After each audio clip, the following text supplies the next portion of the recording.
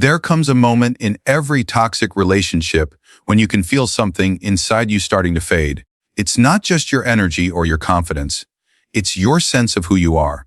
The narcissist doesn't destroy you overnight. They do it slowly, quietly, piece by piece. Every insult disguised as a joke, every guilt trip, every time they make you question your memory or your worth, it all adds up.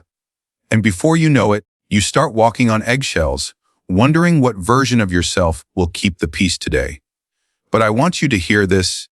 You don't have to wait until they've broken your spirit to take your power back.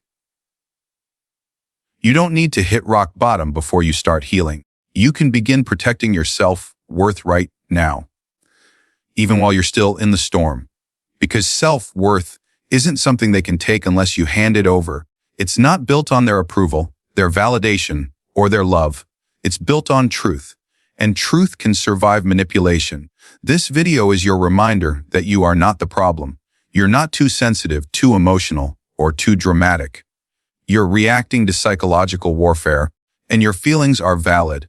The narcissist thrives when you doubt yourself. They feed on confusion and guilt. But the moment you start observing instead of absorbing, their power begins to fade. So today, we'll talk about what to do before the narcissist destroys your self-worth, how to ground yourself, see through their tactics, and protect the parts of you they want to erase. Because your peace, your confidence, your love, they all belong to you, not to the person trying to control your reflection. Recognize their subtle attacks on your self-esteem. The destruction of your self-worth rarely begins with screaming or insults. It begins quietly, in small, almost invisible moments that don't seem like much at first. Maybe it's a dismissive comment about how you look, or the way they roll their eyes when you express excitement about something. Maybe it's how they make you feel foolish for having emotions, or how they brush off your opinions as overthinking. These are not random behaviors. They're calculated attacks designed to erode your confidence, one comment at a time. A narcissist's goal isn't just to control you, it's to make you question your perception of reality. Because once they can make you doubt your own judgment, they become the one you turn to for validation. They create the wound and then position themselves as the only one who can soothe it. That's the cycle. Hurt, then comfort. Criticize, then praise. Destroy, then rebuild. But only enough to keep you tied to them. Recognizing this pattern is the first step to freedom. The next time they minimize your feelings, pause and observe instead of reacting. Ask yourself, was what they said really about me, or was it about control? The answer almost always points to the latter. When you begin to view their behavior as a reflection of their inner emptiness rather than your worth, you begin to detach emotionally. That detachment is not coldness, it's clarity. It's the quiet decision to stop participating in their game. You must also learn to trust your body. Your body often recognizes manipulation before your mind does. Notice how you feel when they walk into the room. Do you tense up? Do you shrink? Do you feel anxious even before they speak? Those sensations are not overreactions, they're signals of self-protection. Listen to them. Awareness doesn't just protect you, it restores your power. Once you start seeing their tactics for what they are, the spell begins to break. You start to realize that their cruelty is not proof that you're unworthy. It's proof that they're threatened by your strength. Because deep down, even they know that someone who can see clearly can no longer be controlled. Stop seeking validation from them. One of the most painful parts of being with a narcissist is realizing how deeply they've conditioned you to depend on their approval. You start craving their validation the same way you crave air, because they've trained you to believe that your worth exists only when they acknowledge it. They tear you down, then feed you just enough affection or attention to make you chase it again. That's how they keep control. It's not love. It's manipulation disguised as connection. But here's the truth. You will never find peace in the same place that broke your spirit. Waiting for a narcissist to recognize your value is like standing in the rain, hoping the storm will apologize for getting you wet. Their validation isn't real. It's a tool. Every compliment, you're right, every rare moment of kindness. It's calculated to reset the dynamic, to make you forget the pain they caused, and to keep you hooked just a little longer. Breaking that cycle begins with understanding that your worth is not up for negotiation. It doesn't need confirmation. It doesn't depend on their moods, their approval, or their shifting affection. You are enough because you exist, not because someone damaged sees you as useful today. When you stop seeking validation from them, they will panic. They'll accuse you of being cold, distant, or not the same anymore. That's because they no longer have access to your emotions, the very thing they've been feeding on. And while it will hurt to detach, you will start to feel something powerful underneath that pain: peace. Validation must come from within. It comes from reminding yourself daily, I am still worthy, even when unappreciated. I am still valuable, even when unseen. I am still loved, even when mistreated. You can't heal in the same environment that keeps you doubting yourself, but you can start nurturing your confidence quietly, safely, and intentionally. Your worth was never theirs to give, and it's certainly not theirs to destroy. Every moment you refuse to chase their approval is a moment you reclaim a piece of yourself that was never lost, only hidden under the weight of their control. Reconnect with the voice they silenced. When you've been around a narcissist long enough, you begin to lose the sound of your own voice. You stop speaking up, not because you don't have thoughts or feelings, but because every time you did, you were met with dismissal, ridicule, or rage. Over time, you start to edit yourself, trimming your truth down to what feels safe to say. You agree to things that make you uncomfortable. You apologize just to keep the peace. And eventually, you forget what your voice even sounds like when it's honest. That silence isn't weakness. It's a survival mechanism. Your mind and body learned that being quiet was safer than being real. But survival isn't living, and deep down, your authentic voice is still there, waiting for permission to be heard again. Healing begins when you start listening for it. That voice may come as a whisper at first. A gut feeling, a small truth, a subtle no that rises up inside you. Don't ignore it. That's your spirit trying to guide you home. The narcissist wants you disconnected from that inner voice because that's where your clarity lives.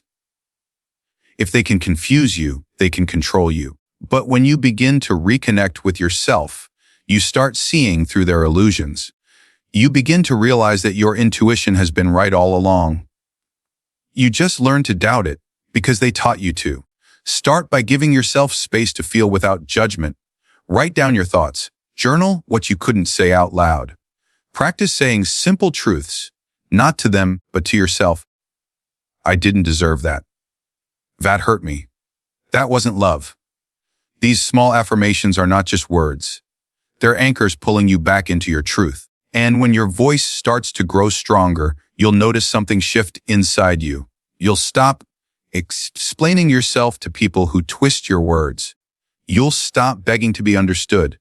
You'll realize that your peace is not found in convincing others. It's found in staying connected to yourself. Because once you start hearing your own voice again, the narcissist's noise loses its power. Their chaos no longer sounds like truth. Your calm does. Rebuild boundaries that protect your energy. After enduring manipulation for so long, boundaries can start to feel foreign, even wrong. You might associate them with guilt, fear, or rejection because every time you tried to set one in the past, the narcissist punished you for it. They called you selfish, dramatic, or ungrateful. And so, to avoid conflict, you learn to sacrifice your comfort just to maintain temporary peace. But peace built on self-betrayal isn't peace. It's quiet suffering. Healthy boundaries aren't walls. They're filters, a way to decide what gets access to your mind, your emotions, and your heart. They protect your energy, not isolate it. Rebuilding them starts with a simple but powerful realization: you are not responsible for how others react to your boundaries. You are only responsible for honoring what feels safe and right for you. Start small. If someone raises their voice, walk away. If a text triggers anxiety, give yourself permission to respond later, or not at all. If a conversation starts to drain your energy, you can end it politely but firmly. I don't feel comfortable discussing this. I need space right now. These statements might feel uncomfortable at first because you're not used to prioritizing your own needs. But that discomfort is not danger, it's growth. The narcissist will likely resist your new boundaries because they benefit from your lack of them.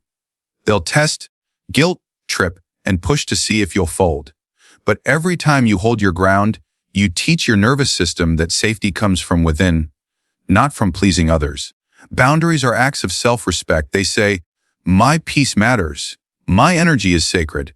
I am allowed to protect myself. They are not cruelty. They are clarity. And something beautiful happens when you enforce them consistently.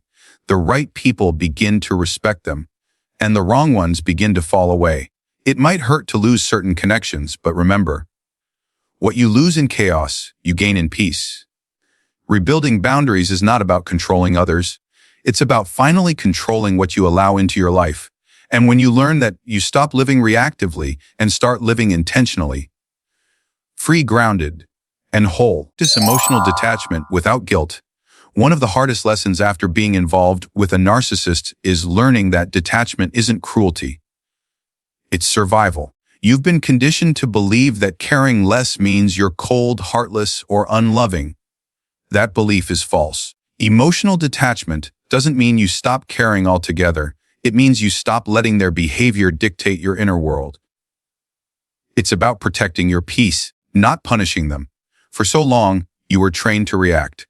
Every insult, every guilt trip, every silent treatment pulled you into an emotional battle you never asked for. And because you cared, you kept trying to fix things, thinking that if you just explained a little better or loved a little harder, they would finally understand. But narcissists don't want resolution, they want control. Every time you explain, they twist. Every time you cry, they feed. Every time you chase clarity, they move the goalpost. Emotional detachment breaks that cycle. To practice it, start with observation. Instead of reacting to their behavior, notice it like a weather pattern, unpredictable but temporary. You can't control when the storm comes, but you can choose whether you stand in the rain. Remind yourself, their emotions are not my responsibility. Their words are reflections of them, not me. I don't owe them an emotional response. These quiet affirmations build strength in silence. Detachment also means creating space to feel your own emotions privately. You don't have to prove your pain or your love. You can process your feelings away from their chaos, with someone safe or in solitude. Over time, you'll notice that what once triggered you now barely stirs you. That's not numbness, that's healing. The guilt will try to creep in. You'll feel tempted to explain why you're pulling away, or to comfort them out of habit. Don't. The narcissist taught you to confuse guilt with love. Real love respects peace. Detachment doesn't make you heartless, it makes you whole. It allows you to respond with clarity instead of emotion. It's the quiet power of saying, you no longer get to decide how I feel. That's not cruelty, that's freedom. Rebuild your confidence from the inside out. After a narcissist has been in your life, confidence doesn't just fade. It's dismantled piece by piece. They don't destroy you all at once. They chip away at your self-worth until you begin doubting your own reflection. You start asking questions like, am I really too sensitive? Am I overreacting? Maybe it is my fault. That constant self-questioning is not humility. It's programming. And to rebuild your confidence, you must begin by unlearning everything they made you believe about yourself. Confidence isn't loud or showy. It's quiet assurance. It's the steady voice inside that says, I know who I am. But when you've lived under manipulation, that inner voice becomes buried under layers of fear, guilt, and self-doubt. So the healing begins with small acts of self-trust. You rebuild confidence not by forcing yourself to move on, but by keeping promises to yourself, one gentle step at a time. Start small. Wake up and do one thing that reminds you of your own autonomy. It could be as simple as taking a walk alone without needing anyone's approval. It could be journaling about what you like, not what you were told to like. Each act, no matter how minor it seems, sends a message to your nervous system. I am safe now. I belong to myself again. And remember, confidence doesn't return instantly. It rebuilds like muscle after an injury. It aches, it trembles, but with consistency, it strengthens. The narcissist's greatest victory was making you believe you needed their validation. Your greatest comeback is realizing you never did. When you stop explaining yourself, when you stop defending your emotions, when you stop apologizing for being kind, That's when your confidence quietly returns. You won't even notice it at first, but one day you'll look at something that used to break you and feel nothing, no anger, no fear, just peace. That's confidence, not arrogance, not ego, but peace with who you are and who you've become. You'll stop needing to prove your worth because you'll finally feel it again, deep in your bones. Set boundaries and protect your energy. The moment you begin to heal, you'll realize that boundaries aren't walls. They're doors. Doors you get to open or close depending on who deserves to step into your space. A narcissist will hate this realization because boundaries strip them of control. They'll call you selfish, cold, or dramatic. Not because you're doing anything wrong, but because you're finally doing what's right for your soul. Setting boundaries means acknowledging that not everyone deserves access to you. Your kindness, your time, your emotional energy. They're precious resources, and not everyone has earned the right to receive them. The narcissist thrived on unlimited access to your emotions. They fed on your reactions, your empathy, your desire to fix things. But when you stop responding, when you stop explaining, when you stop trying to make them understand, they lose the very power they once held. At first, you might feel guilty for protecting your peace. You might second-guess yourself, wondering if you're being too harsh. That's the conditioning talking, the echo of their manipulation still whispering in your ear. But remember this, protecting your energy isn't cruelty. It's clarity. It's knowing the difference between love and control, between giving and being drained. Boundaries are how you communicate self-respect without saying a word. You teach people how to treat you by what you tolerate. And when you finally stop tolerating disrespect, your silence becomes louder than any argument ever could. The narcissist won't know how to handle it. They'll test your limits, try to pull you back, and use guilt as a weapon. But every time you stand firm, you reinforce a new reality, one where you are in charge of your own emotional world. Protecting your energy isn't about isolation, it's about preservation. It's about saving your light for the spaces and people who reflect it back with love, empathy, and understanding. Healing doesn't mean you never get triggered again. It means you know when to walk away before peace turns into pain. And when you master that, you'll stop fearing narcissists altogether, because you'll realize they never had power over you. You just hadn't learned yet how to close the door. Finally, take a deep breath. You've walked through the hardest parts, the confusion, the pain, the self-doubt, and you're still here. That's not weakness. That's survival. Healing after narcissistic abuse isn't about revenge, and it's not about proving anything to anyone. It's about returning to yourself, the version of you that existed before you were taught to question your worth. You see, narcissists are experts at making you believe your light is too much, your emotions are too heavy, your needs are inconvenient. But here's the truth. Your light was never the problem. It was just too bright for people who prefer to live in the dark. You don't have to dim it anymore. You don't have to explain your softness, your kindness, or your empathy to those who choose to misuse it. Healing begins quietly. In the moments you stop reacting, when you stop chasing closure, when you choose peace over explanation. It's not about pretending you're unaffected. It's about choosing not to be consumed. You don't have to forgive them right now, and you don't have to forget. Just remember that your energy belongs to you. You get to decide who feels it, who drains it, and who earns it.